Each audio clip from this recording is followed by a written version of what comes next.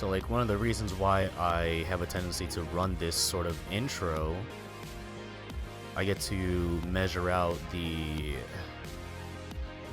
balance in the audio, both from the perspective of like the game audio, like usually running my voice audio against the music audio is a good it's a decent barometer for me to how do I say this, to practice, I guess. And yeah, it's decent. Like there was this person I think a couple years back, and I banned them from my channel and I kicked them from my personal Discord server because I was like, this person, how do I say this? When we were talking at the time, this is when like I was watching Celeste speedruns, and I very much enjoyed the game, and it was a pretty cool game and whatnot. Like it's a great platformer, and it's one of the most beautiful games I've ever played. I think that's actually one of the first few games that I started to really like how do I say this? Enjoy pain and punishment in gameplay, as well as just like other stuff, other avenues of life where like pain and punishment will warrant and facilitate a learning process to help me become better as a person. So I think that is probably one of the first few games where I started to really tackle and enjoy games that warranted or facilitated difficult scenarios, difficult situations, difficult performances from the player. And I honestly, there were like maybe a handful of times where I got frustrated at Celeste, but when I was recommended the game and when I like dove super deep into that game, I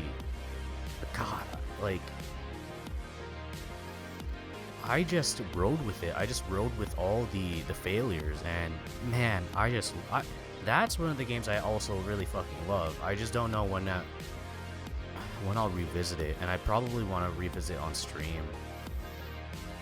But yeah, whatever. We'll see. I'll think about it when the time comes. Just because I already have like a decent couple of main games to run. I'm already like, hold on, I got a cough.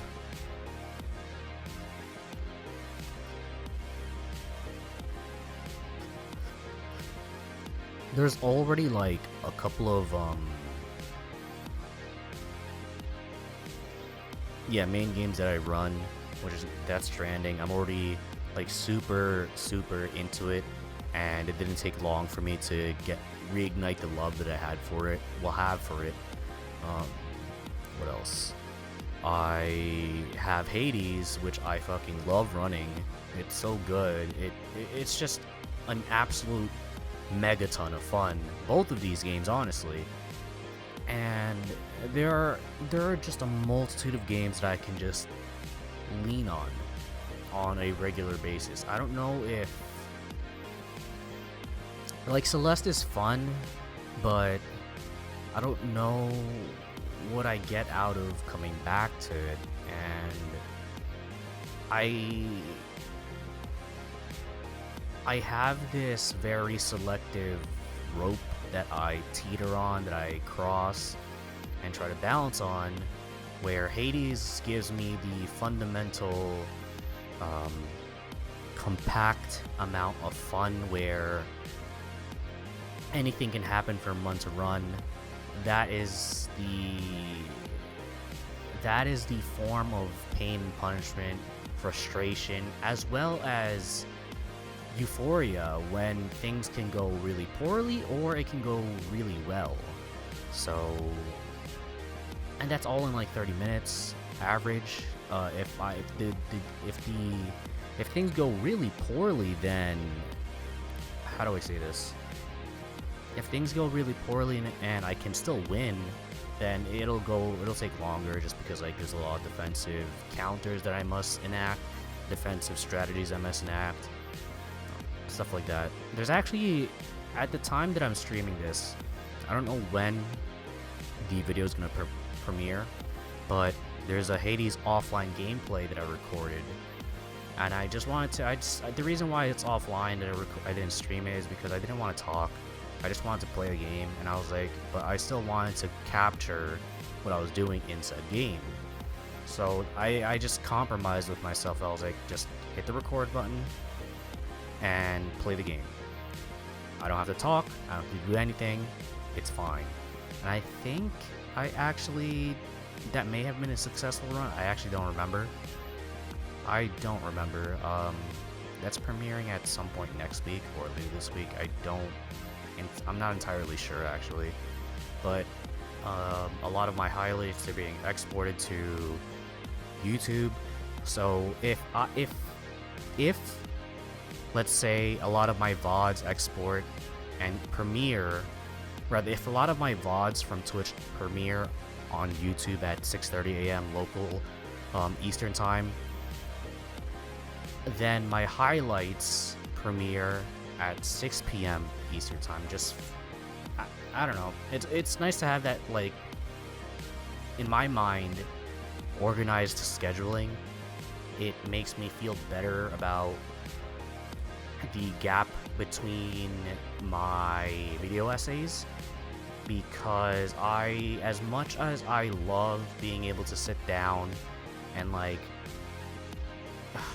dedicate 4 or 5 hours at a time crafting and revising my scripts for the video essays, I just don't think that it's feasible for me to do that on a weekly basis, even though I schedule myself for me to do so. There are times when I legitimately have to just run through errands and shit, or life calls, and I have to answer for the lack of better words. So I feel bad that I am so inconsistent with the video essays, and it's kind of frustrating, but it doesn't always feel good to be crafting the products of my love. It doesn't always feel good, because like there are times when I need to break. Jesus Christ. There are times when I need to take a break and just have fun. And don't get me wrong, the video essays that I craft are fun. They allow me to sort of cognitively organize what goes on behind the scenes, and allow me to string along all these thoughts that are firing at a pace of what feels like a million thoughts per minute. And I don't like saying that, because it makes me feel like as though that, like, oh my god, like, big brainer, but whatever. I love writing my essays. It's great. It makes me feel as though I'm still able to practice everything that I learned from college, and it allows me the opportunity to keep on learning and practice a lot of my linguistic tendencies, and even improve upon my linguistic tendencies, which is amazing. And I'm so glad I caught this caveat of writing and expression, because how do I say this? When I was younger, for a period of time, a long duration of time, I wouldn't say long. I'd say 4 years maybe? 3 or 4 years, I was super deep into poetry and all that bullshit. And after I graduated high school and went on to college, I stopped. I stopped entirely. And as much love as I had for poetry, it was just a way for me to vent all of the shenanigans that were on my mind and whatever else that I couldn't really properly express without relying on the how do I say this? Without relying on the constraints as well as format of what poetry I wrote at the time. And things became fundamentally better as I turned 18 and onwards, especially with communicating with many various walks of life of what many people I met in college, as well as professors. And I took a handful of communication classes, which helped tremendously. I took public speaking, one public speaking class, and I took a interpersonal communications class, which I believe was a 101 class.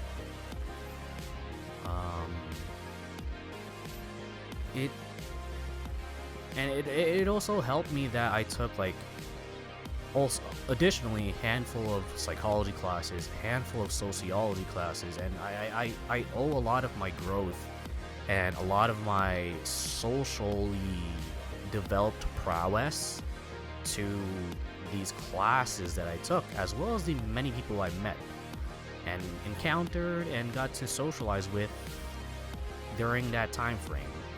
So I think that like this is a conversation that, and I know I'm like rambling, I kind of just want to get this out of my head before I start, because it's just gonna be like, I don't know what cutscene I'm gonna like slam my head into with this game, so I kind of just want to get this out, and I'll elaborate even more if something comes to my head as after it all starts.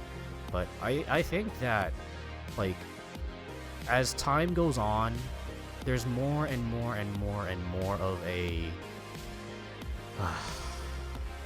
paradigm shift, where previously I think, and I could be wrong, but like before like the 2010s and arguably maybe even 2000s, yeah, no, definitely before the 2000s, education was heavily driven for, and it's still heavily peddled to this day, don't get me wrong, but I think a lot of the younger generations are finding themselves in difficult scenarios where they are questioning the validity as well as the value of their potential degrees that they're fighting for and putting time in for. But what I will argue is just how often will people find themselves within the opportunity of being able to encounter so many different walks of life and so many different people and so many different sources of information in such a way that is readily available within an institution.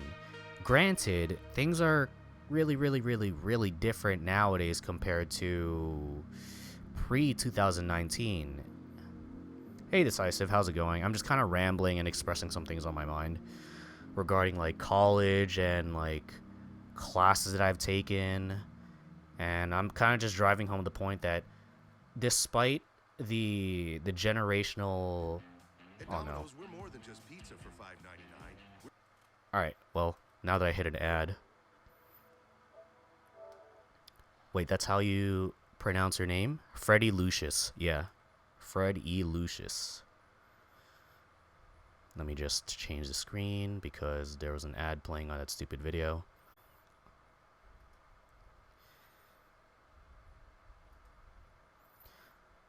Yeah. So,